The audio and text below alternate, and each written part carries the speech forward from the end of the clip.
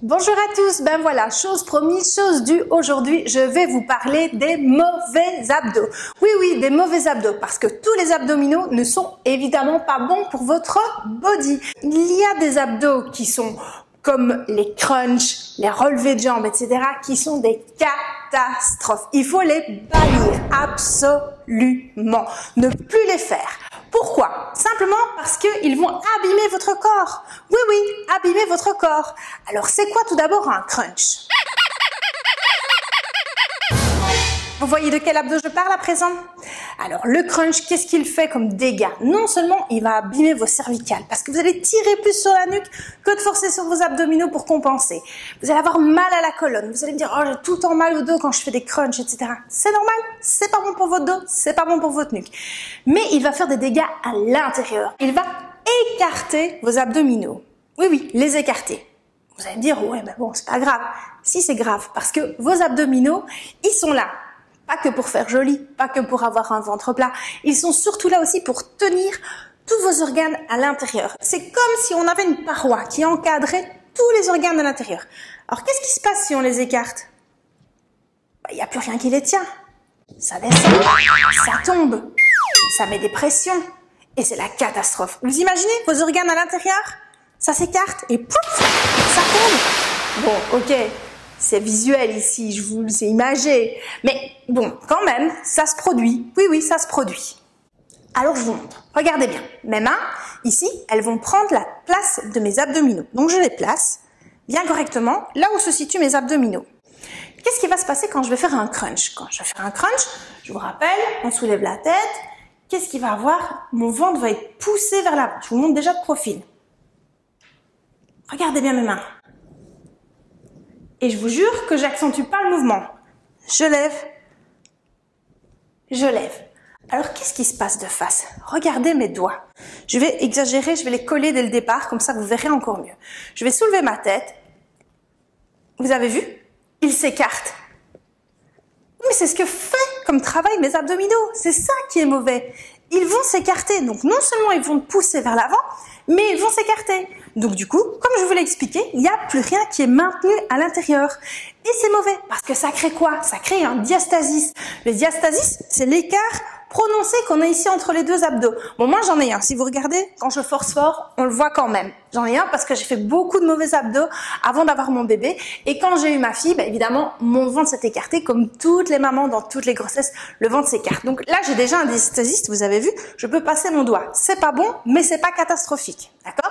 Par contre, si vous en avez un beaucoup plus conséquent et que vous savez carrément écarter très fort vos abdominaux, là, il faut s'inquiéter. Il faudrait aller consulter un médecin parce que c'est pas bon. Ça veut dire que vous avez un trop gros écart entre vos abdominaux et que les organes ne sont pas bien maintenus à l'intérieur. Donc, il faudrait éventuellement soit faire des abdominaux hypopressifs pour réparer tout ça de l'intérieur ou alors carrément penser à l'opération pour mettre un filet qui va maintenir tous vos organes à l'intérieur. Oui, c'est pas cool, mais voilà ce que peut arriver avec des mauvais abdos comme les crunchs par exemple. Alors oui, donc quand je dis le diastasis, vous voyez, c'est l'écart qui est causé par les mauvais abdominaux. Alors, il y a des remèdes à ça. On peut travailler, évidemment, nos abdominaux en hypopressif pour essayer de resserrer et de faire rentrer le bidou pour que tout reprenne sa place. Mais c'est un travail assez conséquent et tout dépend, évidemment, du taux de dégâts, malheureusement, que vos abdos auront souffert ou non. En plus du souci d'avoir ce diastasis et ces abdos qui s'écartent et se poussent vers l'avant, mais qu'est-ce qui va se passer? Les organes, donc, comme je vous ai dit, vont descendre et vont pousser vers le bas. Oui, mais ils vont avoir une pression sur quoi? Sur la vessie. Et si vous n'avez pas un périnée super solide, qu'est-ce qui va se passer? C'est la cata. Les fuites urinaires. Au secours, d'accord? Donc c'est très important d'avoir des abdos bien rentrés et de faire de bons abdominaux. Parce que n'oubliez jamais que vos abdominaux, c'est comme dans une maison. Pour qu'une maison soit solide, qu'est-ce qu'il faut? Un toit, c'est vos épaules. Des murs solides, c'est vos abdos, les côtés et le dos, d'accord? Donc il faut que ce soit bien solide. Mais avant tout, qu'est-ce qu'il faut avant que tout ça tienne en place? Il faut un bon sol, un bon plancher bien solide. Et le plancher, c'est quoi? Le périnée. Donc, il nous faut une maison bien solide. Épaules, corps, plancher, tout ça bien solide et bien resserré et bien fort de l'intérieur. Donc, il faut faire des bons abdos pour renforcer ça et bien penser à travailler également son périnée. Alors, petit exercice que vous allez pouvoir faire au quotidien pour pouvoir retravailler votre ceinture abdominale sans spécialement faire un vrai mouvement d'abdos, d'accord? Eh bien, c'est du travail hypopressif, ça s'appelle. Donc, on va travailler les abdominaux de l'intérieur. De cette façon, ils vont être plus forts de l'intérieur, plus solides et au fur et à mesure, ça va se voir sur l'extérieur. Ne vous focalisez pas sur les crunchs qui font des tablettes de chocolat. Oui, ça fait des tablettes de chocolat, mais du chocolat écarté qui va faire quoi comme dégâts? Alors oui, c'est peut-être beau pour certains, mais c'est pas bon. C'est vraiment pas bon, surtout pour vous les filles. C'est pas bon du tout. Comment faire ces abdominaux hypopressifs de l'intérieur? C'est très facile. La première chose, on prend une grande respiration. On se gonfle d'air. On va serrer son périnée comme si on tirait le bouchon dans un évier. Vous voyez ce que je veux dire? Du bas vers le haut. Hop, je serre mon périnée. Et en même temps, je vais expirer en rentrant mon ventre.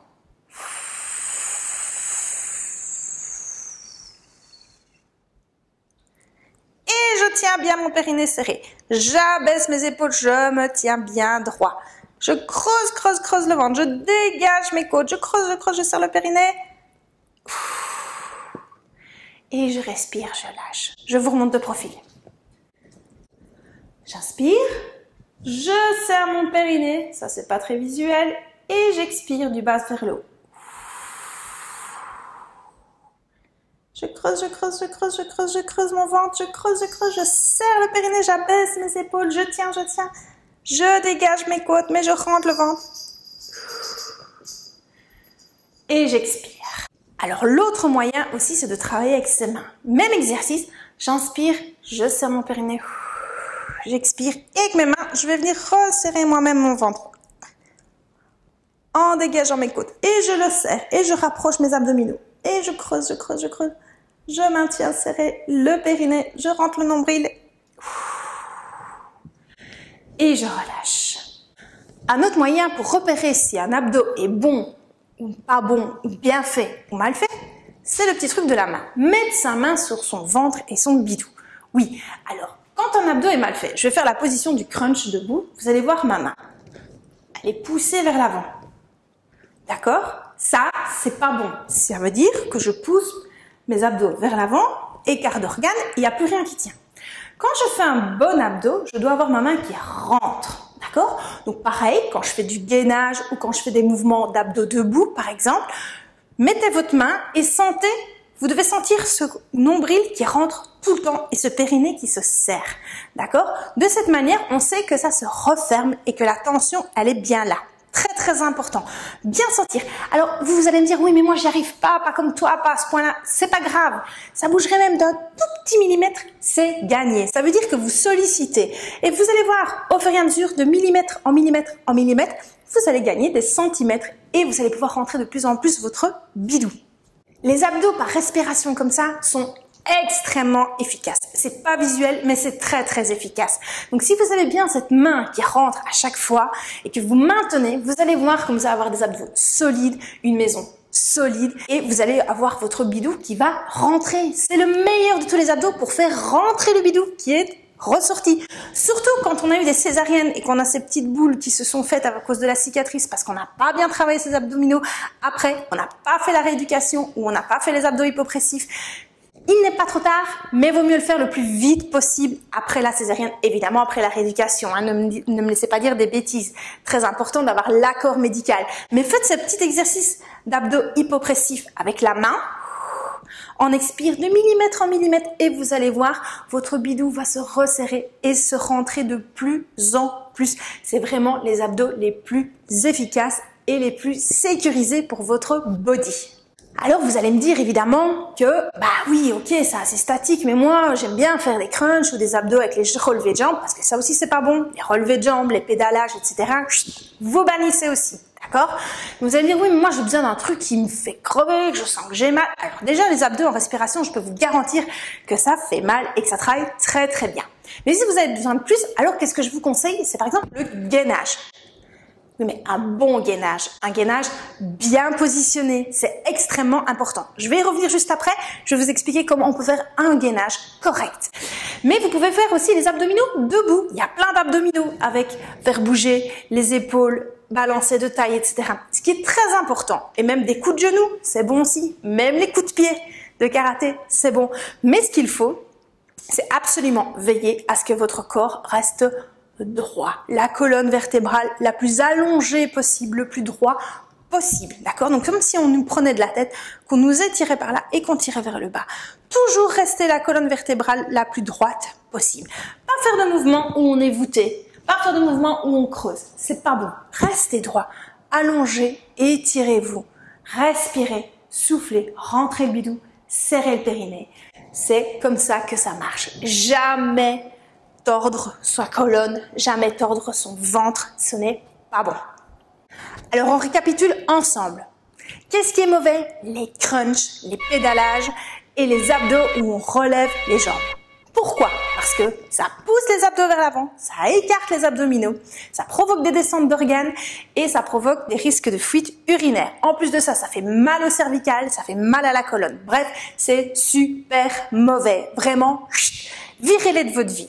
Quelles sont les alternatives? Les abdos hypopressifs en numéro 1. Ce sont les meilleurs, ceux en respiration. On rentre le bidou, on serre le périnée et on creuse le bidou. Deuxième alternative, ce sont les gainages, les abdominaux où on a un bon gainage, bien évidemment. Donc, n'oubliez pas les bonnes consignes d'un bon gainage. Troisième possibilité, ce sont les abdominaux debout. Mais qu'est-ce qu'il faut faire? Il faut se grandir, bien évidemment, dans tous les autres abdos aussi, dans les hypopressifs et le gainage aussi. Il faut allonger sa silhouette, allonger sa colonne, rester le plus droit possible. Vous avez retenu? 3 choses à retenir et à ne jamais oublier. À présent, je vais vous expliquer comment bien se positionner et comment bien faire un bon gainage. Alors, la première chose très importante, c'est d'avoir des bonnes chaussures ou de le faire pieds nus. Parce que des chaussures dont la semelle est usée, vous allez glisser. Et plus vous allez glisser, plus ça va avoir difficile de bien tenir son gainage. Alors évidemment, si vous êtes expert en gainage, le fait de glisser va vous obliger à renforcer encore plus fort votre gainage. Mais bon, ça, c'est pour les pros. Position de départ, vous avez vu, mes pieds sont retroussés. J'ai pas mis mes dos de pied au sol. Bien les doigts de pied retroussés. Je vais aller chercher très très loin avec mes mains, le plus loin possible. Et je vais tirer sur mes mains et pousser sur mes pieds pour monter. J'inspire, j'expire. Directement, j'ai mis mes talons vers l'arrière. Donc, pas mettre les talons vers l'avant, donc pas sur les points des pieds. Talons en arrière, très très important. Deuxième chose, mes mains sont pas directement en dessous de mes épaules, un tout petit peu en avant et écartées à la largeur de mes épaules. Troisième chose, c'est ma nuque, dans le prolongement. Je ne creuse pas, je ne regarde pas devant moi, sinon c'est mauvais pour la colonne vertébrale. Donc bien me positionner comme ceci. Alors, je vais inspirer, serrer mon périnée, souffler, rentrer mon bidou. D'accord, je regarde bien entre mes mains. Mon coccyx, c'est comme s'il était rentré. Si je relâche mon ventre, qu'est-ce qui se passe? Boum, je creuse. Je rentre mon ventre. Et je fais en sorte d'avoir une parfaite ligne droite entre le haut de mon crâne et mes talons. D'accord, je dois être le plus droit possible. Donc, pas creuser, ni trop haut. Là, ça sert à rien du tout. Donc, bien rentrer le nombril, abaisser les épaules aussi, bien dégager la tête et serrer son périnée. Ensuite, on dépose et on revient. Alors, on voit souvent, faites du gainage, plein de posts sur les réseaux sociaux, sur Instagram avec des photos, gainage, challenge, etc. Mais les photos, quelle catastrophe! La plupart des filles qui se mettent en position de gainage sont super mal positionnées. C'est impossible qu'elles n'aient pas mal au dos en se positionnant de la sorte. Donc, vous pouvez faire du gainage, c'est très bon, mais bien respecter les 7 règles pour être bien mis, pour faire un bon gainage. Alors, vous pouvez le faire aussi, donc sur les mains, comme je vous l'ai montré, mais vous pouvez le faire également sur les coudes. C'est exactement la même chose. Position, je tire, hop, et je monte. Et je mets bien mes bras, je mets ma colonne, je mets ma nuque, je tire mes talons, je rentre mon bidou et je serre mon périnée. Et je suis le plus plat possible. Alors voilà à quoi ça ressemble un mauvais gainage de toutes les photos qu'on peut voir sur les réseaux. Doigts de pied en avant, sur la pointe des pieds, soit en arrière, mais principalement comme ça. La tête relevée, nuque cassée, dos creusé. C'est super mal mis. Il n'y a aucun gainage qui est fait là. Ça fait très très mal au dos. Et vos abdos, ils sont pas du tout sollicités. Tirez vos talons, rentrez le bidou, serrez le périnée, regardez entre vos mains. Et là, vous êtes bien positionné, bien rentré le nombril. Et voilà, c'est pas compliqué. Il faut juste savoir comment bien faire un gainage. 1. Tirez vos talons vers l'arrière comme si vous vouliez aller les positionner au sol. 2. Les mains, les poignets ou les coudes un tout petit peu en avant des épaules. Et écart de base, largeur d'épaule. 3. La nuque bien droite dans le prolongement. Pas cassée. On doit pouvoir tracer une parfaite ligne droite entre le haut de votre crâne et vos talons. D'accord? 4. Évidemment, je serre mon périnée. Indispensable. 5. Je rentre mon bidou. Je creuse mon nombril le plus loin possible. 6. Je tire mon coccyx entre mes fesses. Et 7. J'abaisse mes épaules. Très important. Retenez les 7 points. Ce sont les 7 points qu'il faut retenir pour bien se positionner, pour faire un bon gainage sans abîmer son joli body. Bon, j'espère que cette vidéo vous a plu et que vous avez retenu qu'il faut bannir les mauvais abdos et ne faire que des bons abdos pour votre corps. Alors, on fait du gainage, on fait de l'hypopressif, n'oubliez pas. Alors, si ça vous a plu, n'oubliez pas de liker, d'identifier vos amis et de partager à max cette vidéo et de vous abonner à ma chaîne, évidemment. Bye!